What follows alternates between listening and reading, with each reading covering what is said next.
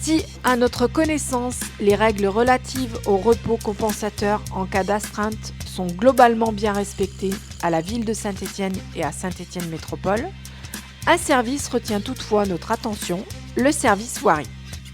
En effet, selon le Code du travail, les agents exerçant dans des services soumis à des astreintes doivent également bénéficier d'un repos compensateur journalier d'au moins 11 heures consécutives, ainsi que d'un repos hebdomadaire de 35 heures consécutives. Et ce, même en cas d'intervention pendant leur période d'astreinte. Toutefois, comme souvent, la loi prévoit des dérogations. Et c'est bien là que la vigilance s'impose. Dans certains cas très spécifiques et uniquement sous des conditions strictement définies, il peut être envisagé de réduire les temps de repos. Heureusement, cette possibilité reste très encadrée. Elle ne peut concerner que certains métiers exerçant des missions particulières dans des contextes bien spécifiques.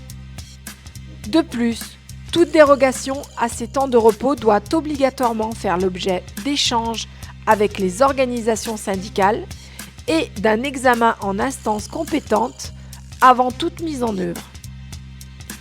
Concernant le service voirie, FO3 s'interroge sur la conformité de la dérogation appliquée.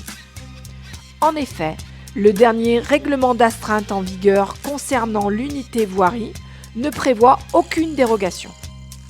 Par ailleurs, à notre connaissance, aucune dérogation aux garanties minimales en matière de temps de repos n'a été validée par les instances paritaires compétentes.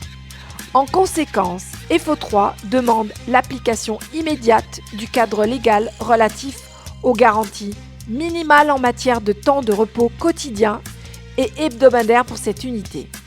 FO3 tient à rappeler que tout dépassement de la durée maximale de travail ou tout manquement aux temps de repos minimaux est susceptible de porter atteinte à la sécurité, à la santé et au bien-être des agents concernés.